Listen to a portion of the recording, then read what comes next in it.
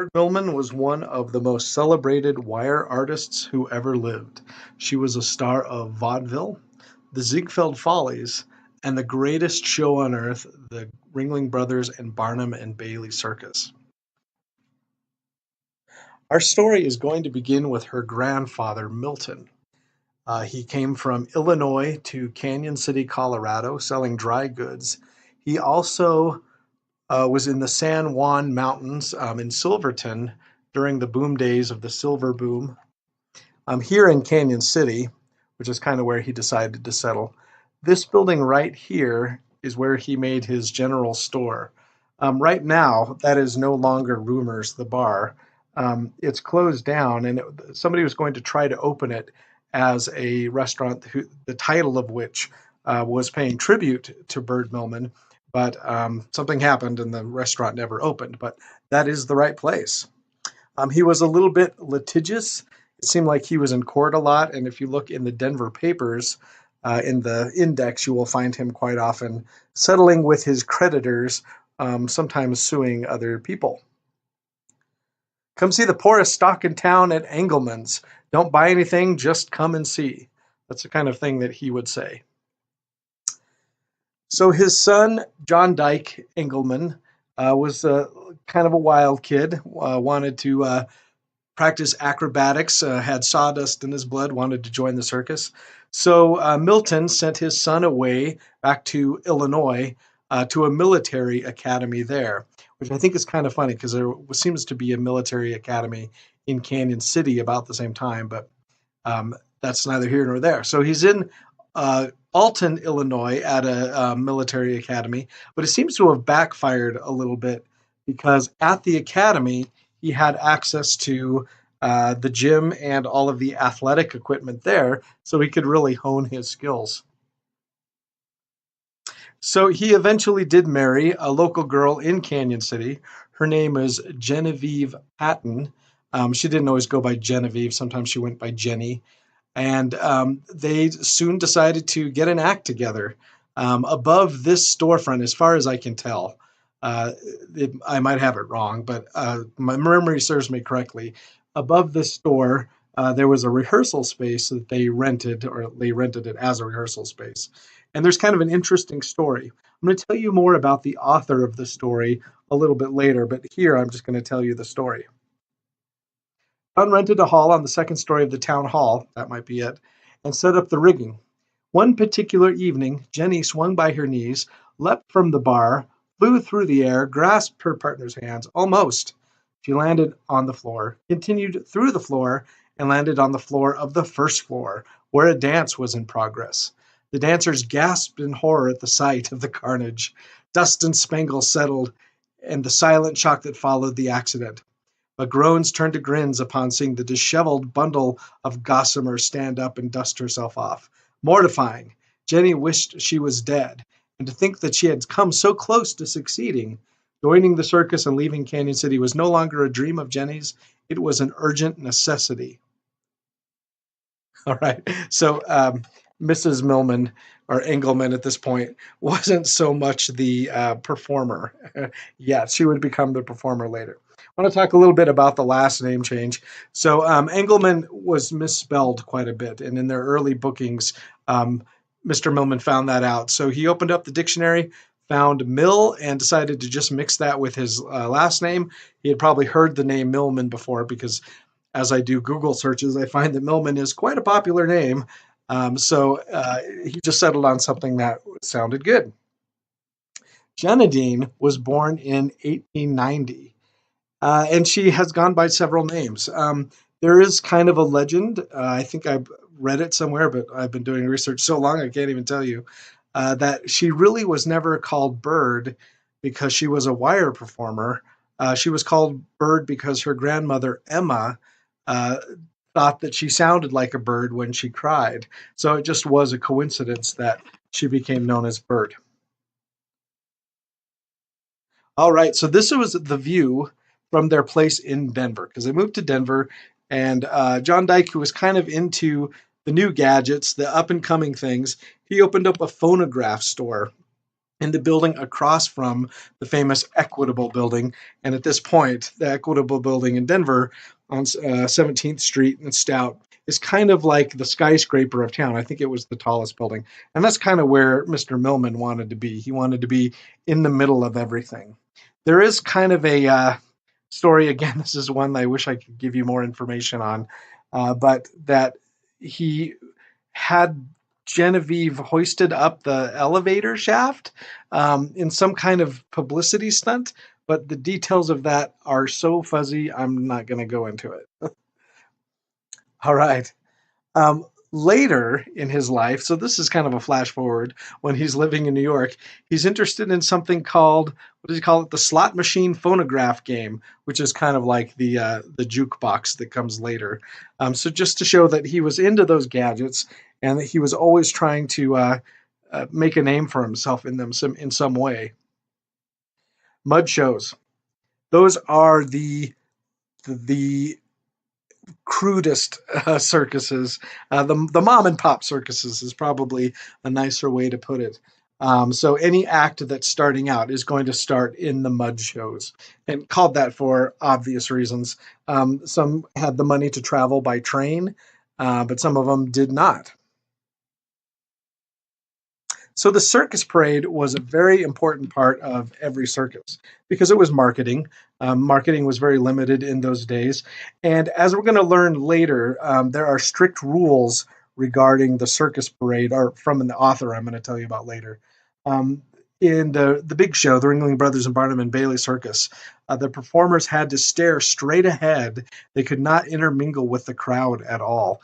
And very few performers were excused from the parade. It was really required of everybody because it was such a marketing ploy.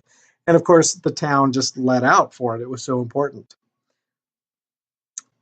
So we're going to read another passage here. Got to get down to it. The circus parade. Bird remembered nothing about the early circus in Denver, but she remembered spotting her parents in a parade. In those days, many circus parades happened at night by torchlight. Bird saw her mother and dad on a pair of cream-colored ponies. White satin and scarlet spangles glowed magically in the shadows. She struggled in vain to escape her Grandma Emma's arms, longing to join her parents, longing to go home to the circus. So at that point, Millman had left Bird in her parents' arms because she was just too young to, or her grandmother's care, because she was too young to travel with them. All right, so here's a picture of a mud show. Um, this gentleman here, his name is Frank Roby. He passed away, I think, about 10 years ago. Right now, it's 2018. Um, he writes that Bird often claimed that she was 8 years old when she first performed in the small circus in Hebron, and that's the name now we know, Wisconsin. She just wasn't sure at that point. Details of her age kind of vary a little bit. In a lot of the early vaudeville press clippings, they just change all the time. She's 8, she's 9, she's whatever. And then the shows that they were playing in, Mr. Roby did a lot of research on that. And the Great Melbourne is one of them, and the Wintermute is one of them. But again, the smaller circuses tend to get less press, and it's harder to find the information about them. Lehman Brothers seems to be one that they were with. So the exact years were not known. Millman's toured in the small Western shows like Lehman Brothers, Great Melbourne, Hoff and Houston's Railroad Show. And the end of this was in 1904 when the family entered a new venue. They got rid of the whole carnival mud show circuit and they went into vaudeville. Okay, so the circus, one last thing about it. It was very popular uh, in about, I think it's 1905. That is when historians mark kind of the golden age of the American circus. I think really because there were just so many circuses then. It wasn't so much the big show, because the big show hadn't arrived on the scene yet as the Ringling Brothers and Barnum and Bailey Circus. But there was some interest in circuses altogether, that there was a demand for them, and there were a lot of them. And so along with the parades, there would be posters that would be put up all over town. And of course, somebody had to come along earlier to do that. And this was the internet. This was TV. This was everything to people that, in some cases, didn't even have movies yet. Um, and of course, 1905, they didn't have movies. So the children in town would pour over these posters. And when the circus tents came and the elephants were there, they had elephants setting up the tents. Sometimes school would just be let out, or there was just an understanding that the children are not going to be there because they're going to go watch the circus being set up. All right, we're going to jump into vaudeville. Nope, vaudeville's going to have to wait. Dad's pink tights pointed straight up in the air. That's another blurb. Jenna Dean tells this story. A balmy Indiana afternoon, Dyke was giving an exhibition performance above the Midway. An exhibition was an act, kind of a giveaway, intended to sell tickets for the real show. From the platform, Bird watched her dad do the routine that she had watched him do 100 times before. But something was different this time. Mr. Millman lost his footing. A woman screamed below, the crowd gasped, and Dad's pink tights were pointed straight up in the air. Before she could get to her dad, the circus manager got to Bird, pleading with her to do her routine for the show. She didn't know how to say no to an adult. So on she went. She worried that she wouldn't be able to perform enough tricks to fill the whole act, but she did. Oh, we skipped way ahead there. Okay, there's vaudeville. Vaudeville. Okay, here's a picture of vaudeville that I really love. And up at the top, you can see that it's 5 cents for continuous vaudeville. And if it's continuous vaudeville, this is something like a dime museum that were very popular at that point. So the dime museum would have like a lot of lurid, pretty much fake exhibits. And the vaudeville that happened there was kind of the lowest of the low. The performers were expected to do a lot. It was very demanding. And if it's continuous vaudeville, then they just had to go on all of the time. So there were definitely different levels of vaudeville. But for the lucky performers, and the Millmans seemed to be lucky performers, they just went straight into big time vaudeville. And big time vaudeville was the Orpheum Circuit, Keith's Orpheum Circuit. Another thing I want to say about vaudeville is it was very determined to be family friendly. The counterpart to vaudeville at the time was really burlesque. And so theater had this, or popular theater had this reputation of having a bad reputation. So vaudeville came and changed all that, and they were determined to have a show that the whole family could go see. And there were children, of course, on the stage. Here's another one. Let's talk about the vaudeville bill as well. There's the opener, which might be a dumb show at sometimes. Dumb because it was mute, there were no words, and there were latecomers, and they didn't have to catch up with any kind of story. They weren't interrupting anything.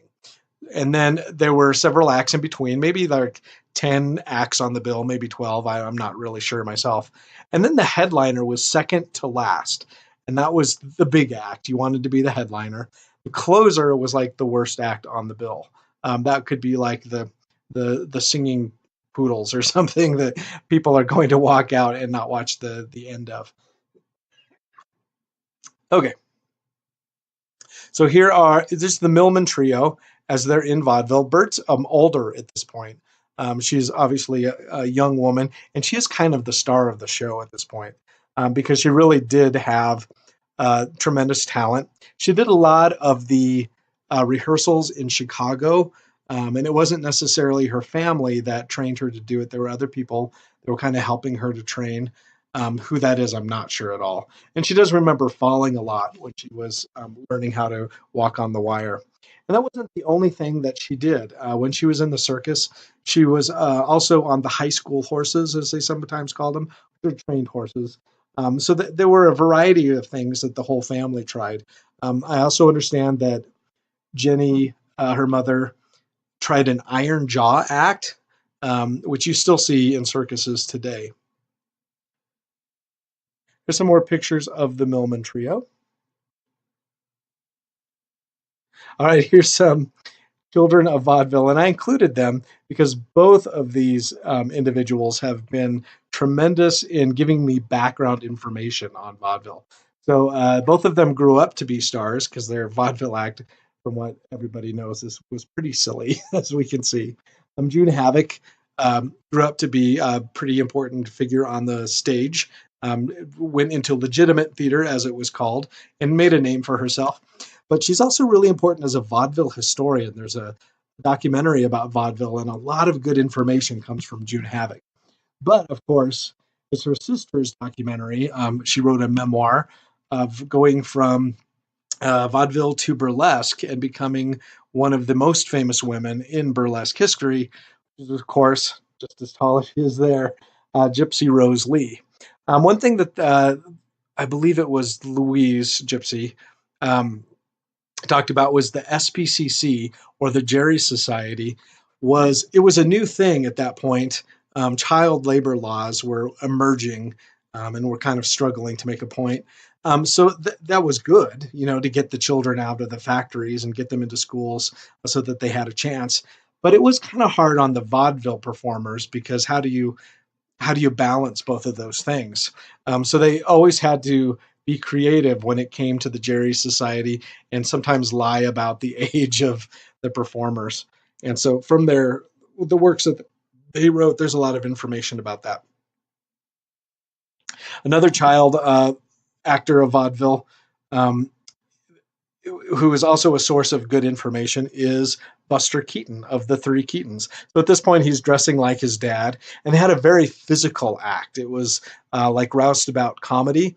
And one thing we learned about Buster Keaton is that he really changed his act as he went into silent movies. He was still a very physical actor, but he was all about the deadpan expression. Okay, another interesting figure who ties a little bit more closely to our topic is Eva Tanguay, the girl who made vaudeville famous. So she was known as, I think, kind of a chirper. I don't know if that was applied to her, but chirper was definitely a term that was used for the women of the stage who really belted their voices to the back row and got those songs out there. And she would make laps up and down the aisle stage. So Bird at some point was called the Ava Tanguay of the wire. And I think it might be more appropriate that we called Ava Tanguay the Bird Millman of the floor. But she was a wild personality, and on stage, Bird Millman was really pretty reserved, and never gave way to like any kind of really theatrical or showy performance. Okay, so several times the family returned to Denver, and I've gone through all the Denver papers for those times. And it seems like every time they returned to Denver, they were a little more famous, and Denver was a little more eager to give them credit and give them a little more press in the local papers. That's the Rocky Mountain News and the Denver Post, and there was another one at one point. Um, this was the big um, venue in Denver for vaudeville, the Orpheum Theater. It's on Curtis Street, and I learned later that Curtis Street was the vaudeville, or really the Broadway of Denver. That's where the theaters were. It was also kind of a red light district, which kind of is understandable. Nowadays, the Galleria at the Denver Center actually is kind of a continuation of that. It's kind of in homage to that a little bit, because it covers that part of what would have been Curtis Street. I think this building was a replacement. This looks to me like it came way after 1908. So that might have been a new Orpheum Theater, but again, I'm not sure. And what's hanging there, I have no idea. An effigy? I don't know. Okay, so this was typical of the kind of print ad that you would see in the papers. They were really pretty cool. They had a lot of style. So to put this kind of effort into it was impressive, that you have the pictures mixed with the photographs, and a lot of time went into the typesetting. So it just depended on who the stars were and how celebrated they were. I do believe this came from a Denver paper. If it didn't, it looks like a Denver paper. Here's another one of Bird when she was at the height of her vaudeville success. Here is a venue that was one of the celebrated vaudeville venues. That's the Hippodrome in New York City. It's also kind of a circus thing. Um, and so it's just, obviously it gets its name from being very large. The Hippodrome was huge. So Bird, I believe, played there several times. And we're going to talk about the last time she played there later in the presentation. But the big cheese, the one they all wanted to go to, was the Palace. The Palace Theater in New York was every vaudevillian's dream. They wanted to play the Palace. So Bird did play the Palace several times. At this point in her act, she's no longer the Millman Trio. She's Bird, Millman, and Company. And at one point, this is at 13, so she would have been 23 years old when she played at this point. Here's an interesting movie about two vaudeville performers. Their dream is to play the Palace. And this is a good one for background information. Also, interestingly enough, it's a really good movie. So if you want to watch a nostalgic one, this one is really good. Europe. They had to go to Europe. In Europe, vaudeville is a little different. The engagements tended to be longer. In the United States, it might be a week, might be 2 weeks. If you had to play a split week, that means maybe you're not very popular. But in Europe, the engagements seem to be like more like a month, especially in the big houses. And of course, in London and the UK, it's called Variety. Okay, so in London, the Alhambra is kind of the palace of London, if you will. And so Bird has an interesting description of visiting London that I'm going to share with you. Beneath the marquee of the Alhambra, London's premier variety house, Cockney men paced up and down the street with sandwich boards with Bird's name blazoned on both sides of their torsos. Bird always worked fast, but at her London premiere, she worked especially fast, racing through her tricks with lightning speed. She wasn't especially nervous. She was eager to see London. When the crowd demanded more, Bird delivered, but she was on pins and needles the whole time. Her encore was encroaching upon her sightseeing. She wanted to see London. Okay, some other places that she saw in Europe. Oh, this thing scrolls fast. The Folies Bergère. So I used the famous painting. Of course, she would have come later than this painting, I believe. If I had to guess, I'd say like 15 years later than the time of this painting. But it was a there's several documents stipulating that she are proving that she went there, but I can't find any press clippings to say what the reviews were or how she was billed, and I would be interested to find those. And then, of course, her biggest splash, I think, in Europe was at the Winter Garden in Berlin. They really seemed to like her there, and in this picture, it was just happenstance that they happen to have um, uh, a performer that looks a little bit like Bird Millman over there. Also in Berlin, she gave a command performance for Kaiser Wilhelm, and that I wouldn't say it haunted her later in her life, but it seemed like she had to work a little bit harder to prove that she was patriotic because she did get, I think, a lot of mileage out of her popularity with the Kaiser. So here's a little blurb about that experience. In Berlin, Bird and her dad received a right neighborly invite written on parchment and stamped with gold. It was an invitation to perform before the royal court of Kaiser Wilhelm II. Well, they couldn't very well turn that invite down, but was there any choice about it? It was a monarch of the German Empire, after all. It was a command performance. The next day, under the famous starry ceiling of the Winter Garden Theater, members of the regal entourage entered and took their seats.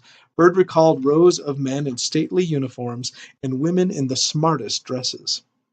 Backstage, kind but overly appreciative gentleman showered Bird's head with rose petals. He was probably a little daft. He was also the famous composer Franz Lehár. The next day, Bird received a certificate of appreciation signed by the Kaiser himself. Fern Andra. We pick her up along the way, and she travels with, I believe it's Bird Millman and Company at that point. So she didn't stay with the circus performing. She ended up back in Germany, or maybe she stayed in Germany. I don't know what the story is.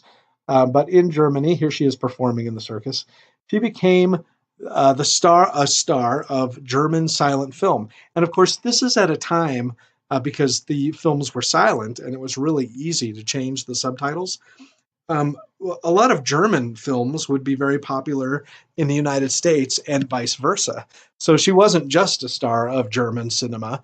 She would have been a star in many other places as well. She is called, I think ironically as well, she's called the Mary Pickford of German silent film. But from this costume, I think that she might have been more the Gloria Swanson of German silent film. If you don't remember Gloria Swanson, look up Sunset Boulevard.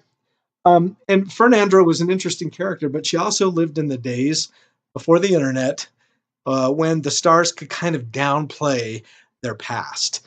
And so I did hear from somebody at one point that Fern wanted to tell the story of Bird Millman and the Millman Trio, but she was prone to embellish things a little bit or make herself look good. So other people were not excited to have Andra tell the story of Bird Millman.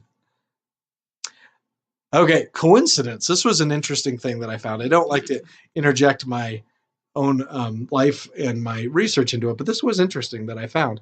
I believe I was doing an index search on Fern, and I got into Billboard because Billboard has everything.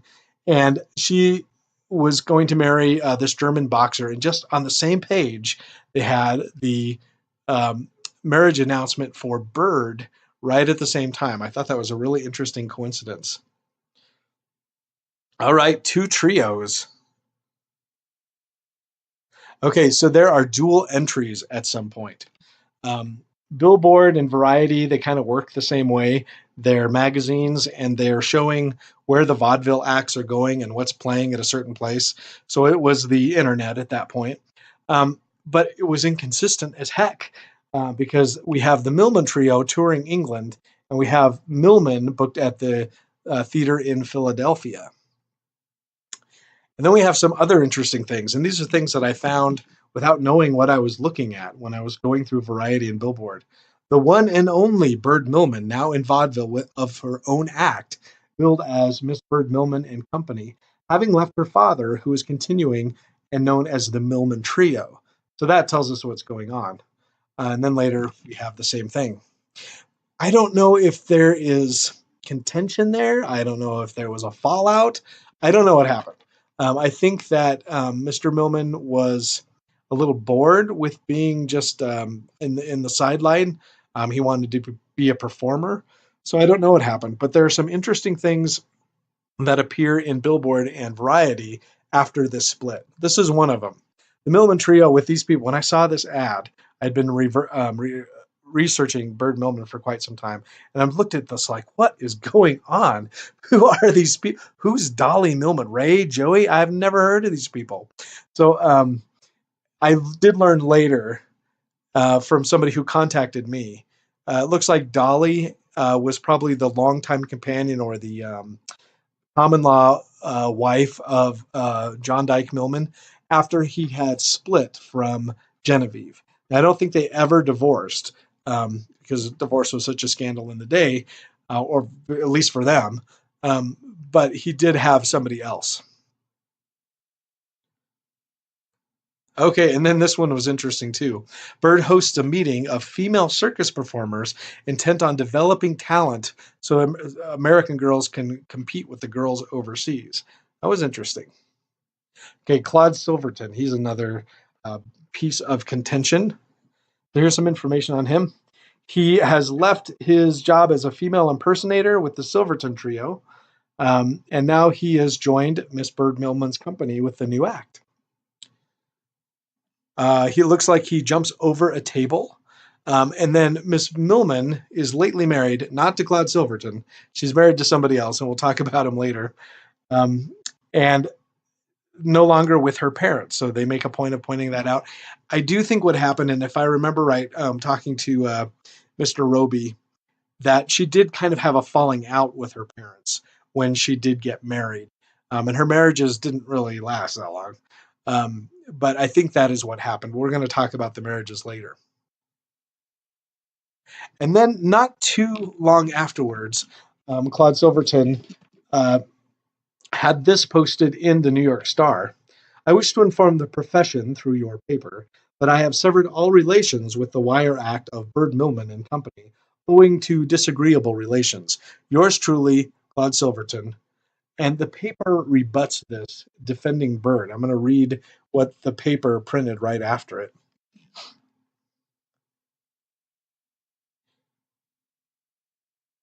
Now, we do not intend to enter into a discussion on the disagreement between Miss Millman and Mr. Silverton, though Miss Millman has certainly made a case for the fairness of her position. The point is that Mr. Silverton gave notice hours before the troupe's scheduled performance at the Bronx Theater.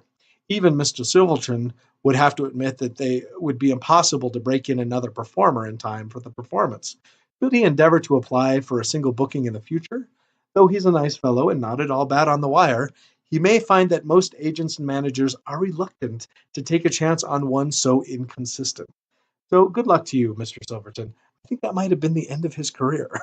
I've tried to look him up several times because he's an interesting character, but on the internet, I just can't find anything about him. First two marriages. Okay, so pretend like you didn't see that slide. I had this posted on the Wikipedia page for Bird, her first two marriages, but it didn't stay up very long because her first husband was Harry Potter. I don't know anything else about him. And the marriage was annulled, so there's not a lot there. Mr. Roby's the one who told me about it, and I can't remember if I even saw it in Variety. I don't think I did because I would have credited it with Variety or Billboard. So this was the short-lived one. The second one was in Billboard because I have it credited there. So this is in September of 1917. She would have been 27 then. So she marries John C., or they called him Tommy, a railroad man. Bird's obituary confirms this marriage, and then Tommy was also in the circus. Now, if he was a railroad man, there's kind of an interesting class dichotomy there because the circus at this point is very classist. There's the performers, and then there's the not performers, the hired men. So she's not in circus at this point. No, wait a minute, she is. She is in circus at this point. Um, and so it would have been weird for her as a performer to be marrying somebody that's kind of beneath her in that way. Okay, the Follies. So she got an invitation. I believe it was a telegraph. Yes, I've seen that telegram from Florence Ziegfeld. He was fond of sending telegrams, and he would send them for like lame reasons because he liked to be kind of showy and he liked to spend money. And he didn't need to send a telegram, but he would send a telegram. So he sent a telegram to Bird Millman inviting her to be in the Follies of 1916. Now, 1916 is maybe a little before the real peak of the Follies, but it was still going strong then. It was about the late teens and early 20s that the Follies was big. And the Follies was like, if, if it had been in the 1980s, it would have been MTV, and Florence Ziegfeld would have been a little bit Hugh Hefner because he was all about the beautiful girl, maybe a little bit scantily clad beautiful girl. Um, and the music. The music was really good. Now, the Follies never had a story. It was really, don't tell anybody I said this, it was really high class burlesque in a lot of ways. It was the comics and the beautiful girls. And really, Ziegfeld got away with a lot. Um, the burlesque houses would have been closed down for what he showed on stage, what the girls were not wearing on stage. Um, but he made it look artistic, and he made it the girl next door, which is why he got away with it. These happened at the New Amsterdam Theater. We'll talk about that in a little bit. All right, here's a Hollywood version of the Follies. Hollywood loved Ziegfeld. He gave them lots of fodder. There are maybe three movies from like the 30s through the 50s that all have Ziegfeld in the title, and they're big movies. This is Hedy Lamarr as a Ziegfeld girl. And of course, these sets are way too impossible to be on the New Amsterdam stage, but that was Hollywood. All right, here's the Follies doing a kind of a circus tableau. Um, so one thing that the Follies would do is that maybe they would, this is my understanding, that they would kind of mimic what happened in the theater season of the previous season. They would kind of make fun of it just a little bit, and that's kind of where it gets its name, the Follies. And then they would have the comics, some of the famous comics to come from the Follies, of course. Um, uh, W.C. Fields, Will Rogers is one. Burt Williams, Fanny Bryce. It was kind of unusual because she was a female. All right, here's the New Amsterdam Theater. I'm not sure about the architecture of it. It's got to get bigger in the back. This is just the facade of it. It's been remodeled now. This is the inside of it, and so the inside probably looks much the same. And of course, now it is has a totally different outside, and it still is going strong. Mary Poppins was there before, Aladdin, and somebody I'm going to tell you about later. Sam, he went to see Lion King at the New Amsterdam Theater, and told me that there was a picture of Bird in the lobby, and he was excited about that. So I get to go see Aladdin just like 2 months from now. So I will tell you about that picture. All right, here she is. Well, not credited though. She's never credited with being on the cover of Vanity Fair, but we're pretty darn sure. And here it's in 1916, and there are people seated below. So I think what is happening is this isn't the Follies, this is the Frolics. The Frolics happened on the New Amsterdam roof. And that was a popular show that was just a little less formal. The Frolics was also a way to kind of break in new talent, break in new acts. They would try it at the Frolics, and then they'd put it in the Follies if it worked. So Bird was really more of a star of the Frolics because that's where her act fit in a little bit better. Okay, the Chicken a la King. We're going to hear a story.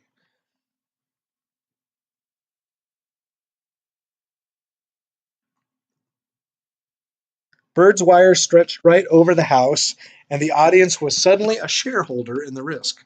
Wouldn't that be just the moment she chose to come down? Well, one night she did. She caught herself on the wire, but not before inserting her toe into the chicken a la king of an unsuspecting spectator. Being a chivalrous gentleman, he helped her back up so she could finish her act, unharmed, if not a little chagrined. Well, Ziegfeld's press agent smelled a story, a bit of a theatrical column anyway. He left Bird's dressing room and headed for the scene of the accident, but it was in search of names and addresses. When he came back, however, he held $100 bill instead. It was a gift from the gentleman at the table, who, incidentally, did not desire to make it known the little anecdote in any way whatsoever. It seems that the husbands had wives and the women had husbands who were not present during the unscheduled stunt involving Miss Millman's toe and the nice gentleman's chicken a la king. The roaring teens, I guess. People were a little free and crazy then. All right, roof gardens. We're just going to talk about roof gardens because I love the roof gardens. New York theaters had roof gardens all over the place. Um, and here's a picture of some. It's kind of an entourage of them. And so it was like a summer thing where they could go up above the theater. They're kind of open air. People were talking, so the acts were kind of rowdy or something that didn't require paying attention a lot. And Bird was well suited to that. In fact, there is a book about roof garden theaters, and Bird is mentioned in them because she played several of them. She was a good act to have in them. Hammerstein's Roof Garden. I actually wrote the Wikipedia page about Hammerstein's Victoria and the roof garden that was up above. And it shared space with the Belasco Theater over there. So it was like, it's my understanding that it was like these areas were both the roof garden theater. So she played the Victoria and she played up above. There's also a famous painting called Hammerstein's Roof Garden, and the subject looks a lot like Bird Millman, but Cara Fisher at the Fremont County Historical, I can't remember what it's called, but it was downstairs at the library in Canyon City. She had researched that because she really wanted to know if it was Bird, and the information that she got back was that it probably wasn't Bird. And I'm looking at just her the performer's helper there, and I don't think that was anybody that Bird would have been with traveling in like 1901 or 1905, because I think she would have been probably more with her parents at that point. Okay, the greatest show on earth. Eventually, she does make it to the circus. The Barnum and Bailey Circus is where she starts. Exactly when, I forget. You're going to have to look it up. Here she is on a poster for the Barnum and Bailey show. There's a point where they become one, they merge, but they haven't yet become just one circus. They're traveling separately, and she was with them at that point. It was funny to me that I had been researching Bird Millman for a long time. Cara Fisher, that I mentioned before, told me that I should go to the Circus World Museum in Baraboo, Wisconsin. And I thought, that's really nice. Yeah, sure, I'll just do that. I'll just get on a boat and I'll go. But I did. And I went there and I laughed the whole time. And she was the program. So she was everywhere. Everywhere I looked, there was a picture of Bird Millman. All right, here she is performing. Maybe it's an exhibition. I think this is in her later circus days. But there's one point I wanted to make here. I did do research on the kind of wire act that she did, and I believe this information comes from Mr. Roby. He was telling me that there is a tightrope, there was a slack wire, and there was a bounding wire. And the tightrope kind of gets a lot of the footage because it's a really well-known term. And those would often be kind of for the thrill of being way up in the air. Um, so that's kind of what they're known for, the ones that are way up at the top of the circus tent, like up there. Bird was actually more on the slack wire, which was lower and also was kind of more springy.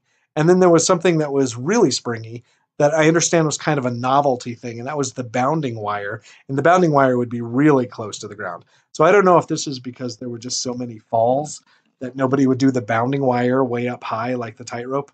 But she was on the middle one. She was on the slack wire. Some contemporaries that she was known with. Con Coliano, he was known for his forward somersault, which apparently is extremely difficult to do on a wire because the performer loses sight of where they are. So he's her male counterpart, and he was very famous. May Worth was an equestrienne. She was, I've heard her called the equestrienne because she did things that would impress the other performers because she was really good. And then there was Lillian Lietzel, who was the biggest star at that point. It was kind of an emphasis on the female performers, which I think is interesting. She was very short of stature. She spoke many languages. There's stories about her translating letters for like hired hands who couldn't read, or she would write letters for them. But then she would also lose her temper very quickly. Her rigging was not set up exactly the way it was supposed to be set up. She could really fly off the handle. Another interesting thing about her is she got some special benefits in her contract. She was the first one to have a Pullman car. And then later, there's a gentleman who was at the Colorado School of Mines who wrote a book about the circus. And he researched the rivalry between these three, between Mayworth and Bird, that all of them kind of got their contracts boosted a little bit because of each other, because there was kind of a competition going on among them. Probably because of Lietzel's Pullman car. All right, some interesting thing that was happening for her at this time as she was appearing on several pieces of sheet music. So here's one of them, Jerry. This is kind of a wartime thing, even though 1919 was a little after World War I, from what I understand. That was one of the sheet musics that she appeared on. Also on After All, I've heard this, and it's actually a pretty good one. Jerry, not so much. And then there's one not pictured here. It's called Peggy, and Peggy is actually a pretty good song too. So this is before the days when a lot of people had phonographs, and a lot of people could play records. So they were still getting sheet music, and they would play the music for themselves at home. Old circus wounds. So this is a story of Miss Burns O'Sullivan. She was a member of the Bird Millman Wire Troupe, and so she was critically ill. Bird and her mother, and Bird and her mother seemed pretty close at this point. They traveled together pretty much all the time at this point. But they went to see her, but she did pass away. And then Bird herself. Bird, after her Winter Garden engagement, was forced to cancel 6 weeks because of an operation on her kneecap by Professor Bockenheimer. A little more detail about some medical issues. Oh, I skipped one of them. Darn it.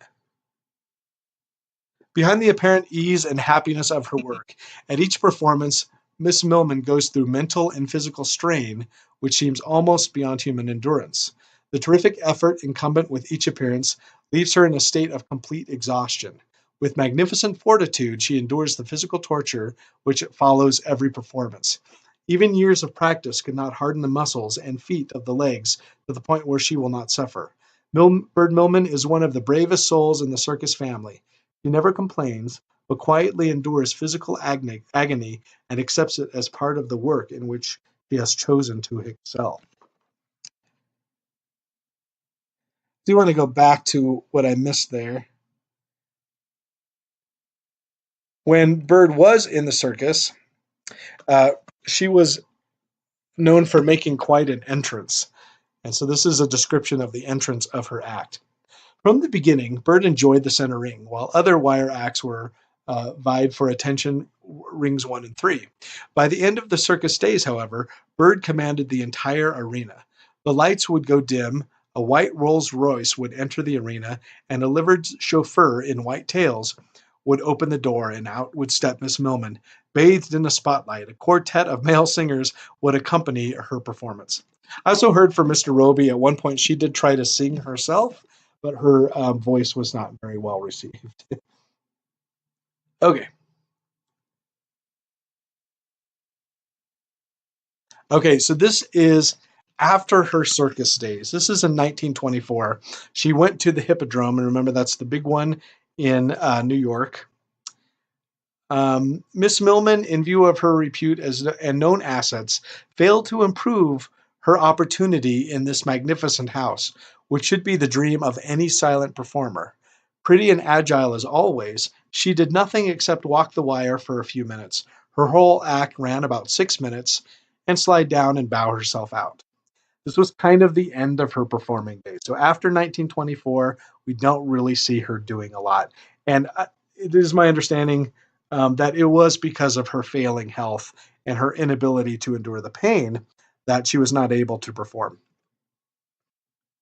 Go to the next slide. Her third husband, Joseph O'Day, this marriage did seem to be a little bit better. It did last longer. He was a Harvard man. He's from Boston. Bird actually converted to the Catholicism for him. I have that documentation somewhere where she went to the catechism classes or whatever they are. This picture does not really look like Bird, but often I found that there are photographs of Bird where she just changes her appearance. She looks different. But I've questioned this one myself. This one is my favorite, though. Here she is being very domestic, and it just looks like a put on to me. But maybe she tried in earnest to be very domestic. And this one is one of my favorites. Why bewitching Bird Millman hushed her gold spoon marriage. So, as I mentioned with Fernandra, this was the days when people could get away with some pretty big lies, and they were never called on them. So when the man behind the desk, this is the government official, who's asking how many times has the bride been married when they're getting the marriage certificate, marriage license. Joe answers saying she has never been married. So I think he knew that she had been married. And the other, whoever it was behind the counter, also knew that Bird had been married before because he had read that in Variety or Billboard. So it was a huge scandal, maybe one that was a good scandal. I don't know. But it was definitely a whole splashy thing in one of the Denver papers. All right, here's the author that gives me the most interesting material. I did not find her until several years into my research. I finally found Dixie Wilson. So here is Dixie riding an elephant in the circus. If she looks a little awkward, that is appropriate because Dixie did not really have sawdust in her blood. She was a writer. She was not a circus performer. And so she didn't last very long in the circus, but I think that she was there. And I think that they put her there because they wanted her to do some writing. And she did. So she wrote Where the World Folds Up at Night, and that was published as well in its entirety in Good Housekeeping. And what is really good about this book is that she puts a good face on the circus and everything that happens in the circus from a performer's point of view. She didn't just talk about who was the good performer and what was the trick they did. She really talks about what it's like to travel with the circus. Oh, her brother is Meredith Willson, the author of The Music Man. Now, here's what's kind of interesting. Meredith Willson, he was a theater man. He was definitely a man of music, but he was not the writer. He was not the dramatist. That was always Dixie. Dixie was the writer, and she also wrote several screenplays.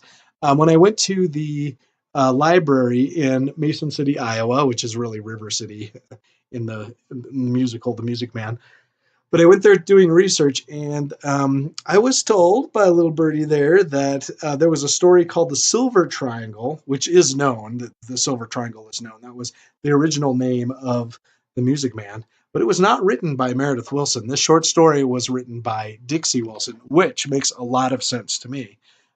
So Meredith took that and wrote the score and the lyrics to it, which is, he's no slouch. He's really good at what he does. But he took credit for writing the book and coming up with the book himself, when I think there's evidence to support the fact that he didn't. It was his big sister who did it. Okay, so she wrote several things that kind of apply to Bird. One is Little Texas. Another one is the middle one is Where the World Floats Up at Night, which I just talked about. And the last one I think is one of my favorites. It's Mystery in Spangles. There's always a character in there that reminds me of Bird. In this one, it's April. Some things that happen in Where the World Folds Up at Night. I'll just go over these really quickly. The boots for the roustabout. Um, so her dad was also enamored of the circus, and so he met up with this hired hand for the circus and wanted to join. And the hired hand said, "Yeah, bring me a pair of boots. I got to make sure they're sturdy enough so that you can do the work, and then we'll see about it. Bring me your dad's boots because you're going to have to wear those." So he brings his dad boots. He gives them to the hired hand, and by the time he comes back, the circus is gone, and he gets a whooping for giving away the boots. Um, Meredith is the one who gave the money. I'll just skip the blurb there. But she needed money from her family. Nobody would give her money to join the circus, but Meredith did. He was the dreamer, so he sent her money. There's an interesting story that she went to enjoy her tea under the tree. She got it from the mess hall, and then she came back, and the mess hall was gone, so she didn't know what to do with them. And those kinds of things were happening to her all the time. She was totally lost in the circus. She had no idea what to do. Don't even know what Mrs. Millman makes is. But look at the elephants. There's always a lantern on the last one. That is information. That's a bit of advice that Bird gave her when she's leaving the circus tent at night. It's dark. The tents are the tents and the train may be really far from each other because the trains would move and change. So that was Bird's advice. Look for the elephants, and that way you'll find the trains. Okay, next slide. Okay, some stunts and some guest appearances that Bird did.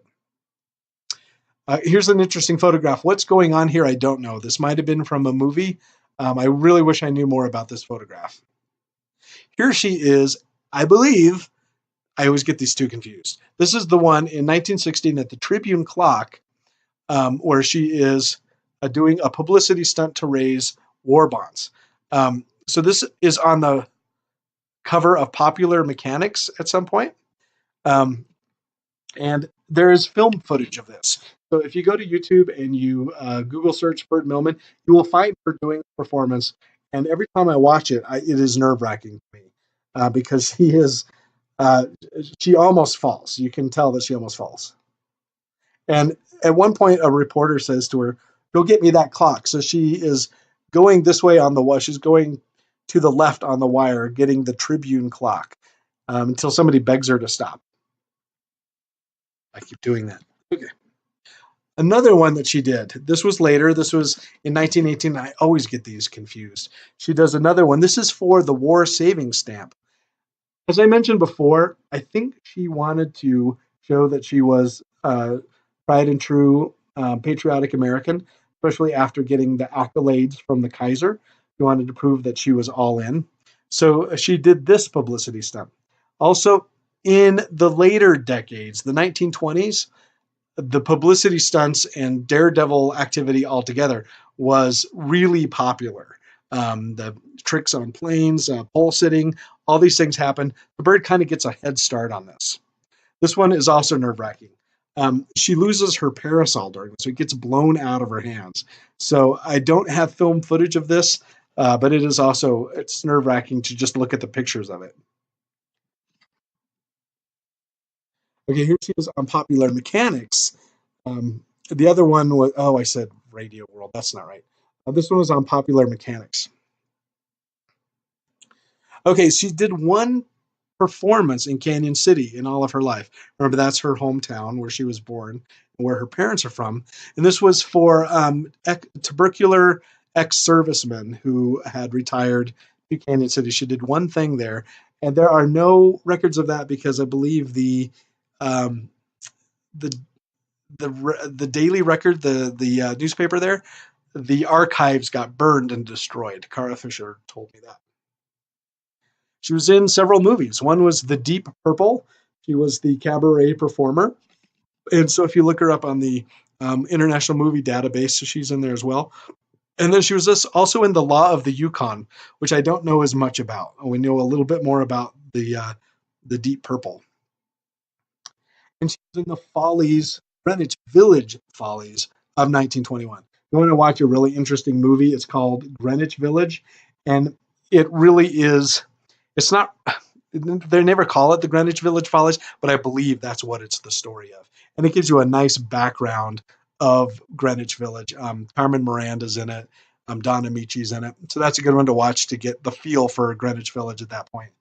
But I believe she was postponed, or the opening was postponed, but I think she had trouble with her health at that point, and she had trouble performing in it. She did also tour with this, I believe. And I think it was in the touring where she met her third husband, Joseph. All right, Canyon City. Okay. So 1929 to 1931, of course, some pretty horrible things happened then. Two big falls that happened. Um, in 1929, on this side, we have the stock market crash. And like so many people that were of money, Joe was one of them. He had actually done quite well for himself. He lost everything, and he did die of a heart attack owing to his calamity. And then Lillian Lietzel, you might remember I mentioned before that she would really tear into somebody if they set up her rigging wrong. Well, her rigging was faulty. The rope had been worn down, and she did plummet to her death just about the time of the stock market crash. Later, just about that time. Bird was also done with performing. She retired to Canyon City. I used to live really close to the house. So I actually brought them a little plaque. I'm not totally sure that this is the house, but I'm pretty sure this is the house because it's on Pear in Canyon City. And Clara Louise Myers is a local girl that I ran into at the cemetery. It was the first time I'd ever gone to visit Bird's grave, and there she was with her husband also visiting the grave. One of the craziest coincidences. And she told me that she would go to the house because she was a dancer, and she would visit with Bird. Um, I believe she passed away of lung cancer. Clara did, and she told me not to tell anybody this, so I don't tell anybody. Bird taught her how to smoke cigarettes, so that's what she did when she went over to see Bird. All right, they were not the best with money. This is Bird and her mother. And one story that Mr. Roby tells me is that they would do things like get a taxi cab, and they would go to Pueblo and they'd watch a movie and they'd leave the cab running. I don't even know how that's possible. I didn't think you could get a cab in Canyon City at that point, but that's what they did. And they'd watch the movie and then they'd go back because they always just kind of thought that they'd be in the money again. The fact is, they were out of money. Money was gone. Bad luck happening. Harry Patton. There's a great picture that I believe is Harry Patton with Bird. Bird is dressed like a little tomboy, and it's the cutest picture. I don't have it. But he drowned in the Arkansas River. I do believe that some drinking was involved in that. Some other bad luck to happen at that point. Was that 11? Oh, yes. So Bird becomes ill at this point, and she does not have enough money for the medical care that she needs. So Dixie, the authoress, they had traveled together. They were close friends. Dixie came to help and to see what she could do.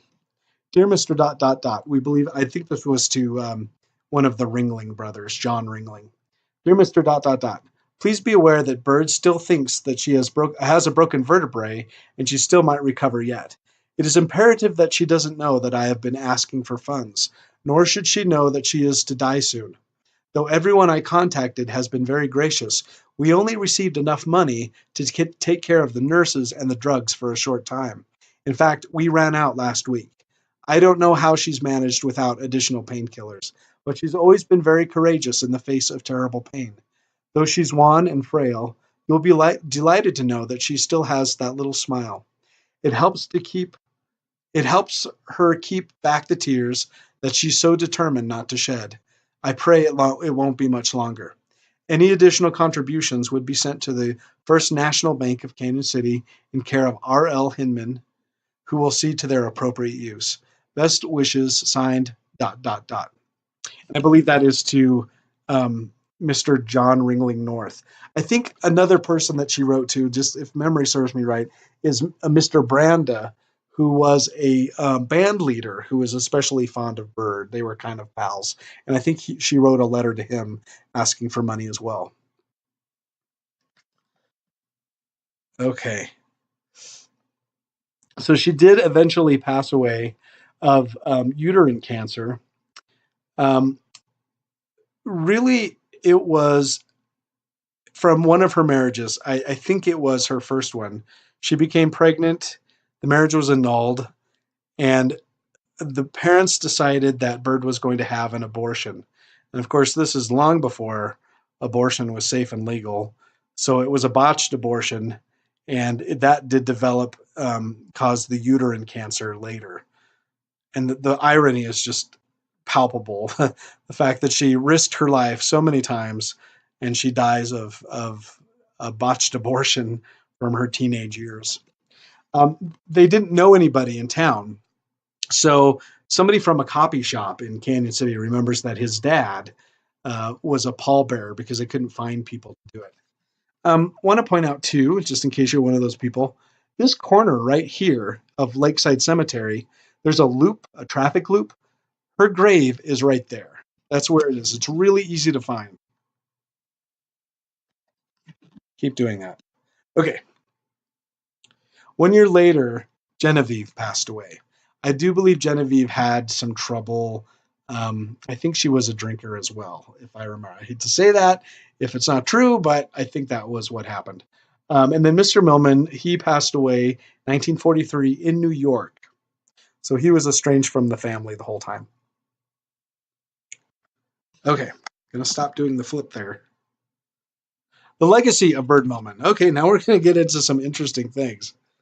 Okay, here is a photograph of somebody or a picture from Life magazine. Not This is actually not the Life magazine. That's Life magazine. It was an early precursor to Life magazine, but it's interesting, and it's not necessarily Bird. Now we have a Berta Beeson, and you will see that this poster is nearly identical to this poster. Berta Beeson does give us some interesting insight into Bird Millman and her costume. So I'm going to read about her costume now. I really do have to flip over there. Okay, number 12, costume. Beeson's costume for the 1925 season. Bird had retired by then. Beeson pursued the speedy way in an orchid-colored costume, the bodice of satin, and the silk of chiffon, with many circular tiers of marabou, a decorative theme repeated in bell-shaped sleeves, the parasol, orchid silk. When asked what became of last year's costume and cape, allegedly trimmed with 100,000 rhinestones, Beeson simply said, "It had been consigned to oblivion. Too many rhinestones in the circus this year." Yes, and the pronoun is correct. That is his. This is the time of celebrated female impersonators on both the legitimate stage and the circus. So here's another picture. Okay, so before I get to this picture, I'm at the Circus World Museum in Baraboo, Wisconsin, because Kara Fish told me to go there. And I see this picture, and I'm like, what am I looking at? What is this? I could not, my brain just went into overdrive. I had no idea there was a Julian Eltinge of The Wire until the nice gentleman at the Circus World Museum explained to me that there were many drag queens in the circus at that point. They were very popular, um, and he was one of them. So also there was Claude Silverton, but I think I ran into Claude Silverton in that information earlier or later. It was later than Berta Beeson. Okay, Julian Eltinge is kind of an interesting person, and I'm putting this in as background information to kind of show that our perceptions of cross-dressers and drag queens probably aren't correct, because Julian Eltinge was wildly popular, especially wildly popular with the ladies. So this quote from W.C. Fields, I think, sums it up. When Julian Eltinge entered, women went into ecstasies over him. Men went into the smoking room. That's funny. Okay. Somebody actually contacted me because it was an individual who was trans who was writing a play about Berta Beeson. I was like, "You go, girl. That's cool. Let me know how I can help." And also, when I was writing the Wikipedia page for Berta Beeson, it almost got deleted because it just seemed so out there. But I had some people get on and uh, comment on it, and that might have done the trick. Maybe they saved the page from the speedy deletion. Okay. So there was this thing in like the 50s and the 60s of Ziegfeld girls having reunions. And so Mr. Roby took out an ad in tribute to Bird Millman, and this is one of the pictures that he put in there. I think the only time he did that. So this was for the reunion of the Follies Girls. And there was an interesting 1971 musical about that with Stephen Sondheim. So I recently saw that, and it was interesting to me because there were some things that I learned about the Follies Girls. All right, another important chapter is the Circus Fans of America. They didn't have chapters, they had tents. And so I didn't find much about the Bird Millman tent. It was set up by Mr. Roby because he was in Colorado Springs. He was stationed there. He was in the military. And so that's where he really made his home. And so when he set up the tent, founded it for the Bird Millman tent, it was in Colorado Springs.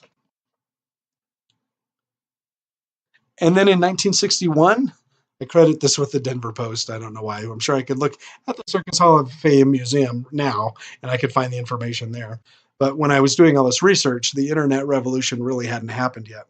So Bird was elected to the Circus Hall of Fame in 61, and the first person that they ever elected was Lillian Lietzel, her rival. Okay, so in 2002, Sam Stokes wrote the music for Bird Millman. I wrote the book to it.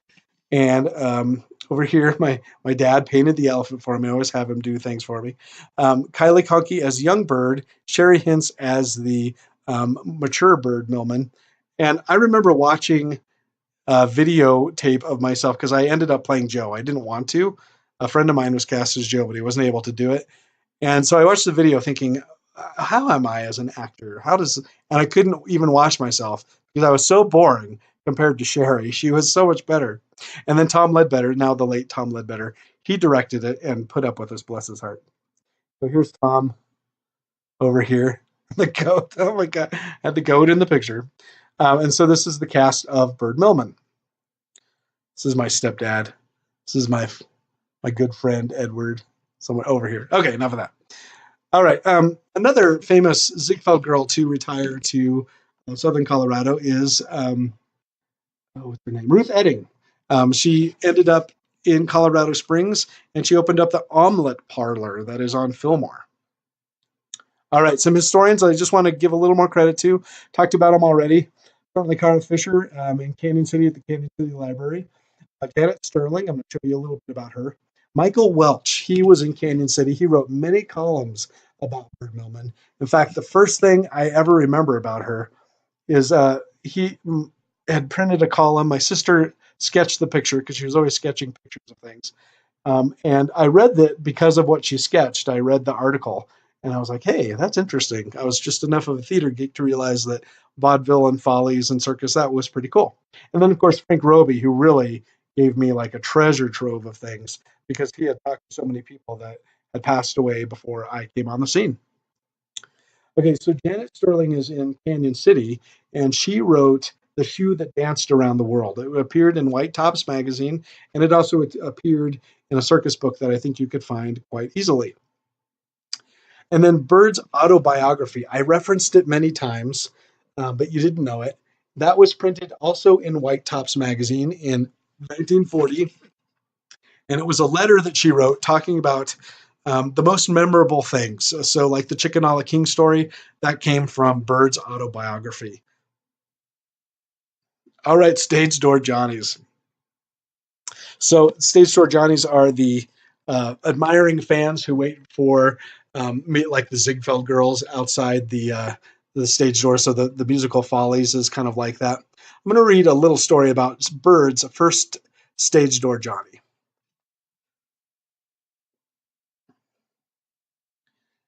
My first sweetheart materialized one afternoon when I was 7 or 8. A dusty little tow-headed boy came hesitantly around the back to ask for me. He didn't live particularly nearby. He lived in a town where our show had played the day before, and he walked 10 miles to bring me a bag of red and white sticky candy. A little self-conscious about it all, we sat in my parlor, which was a gold chariot. He told me about his dog with 3 feet and his brother who played the accordion. I told him about Daisy Bell's colt, and even took him into the pad room so he could see it. I was so glad to have a little friend, but he couldn't stay long. He had to get home before dark. I kept that last smudge bit of red and white sticky candy wrapped in a tissue tray in my little trunk. That's kind of a cute story. Okay, follow the elephant. There's always a lantern on the last one.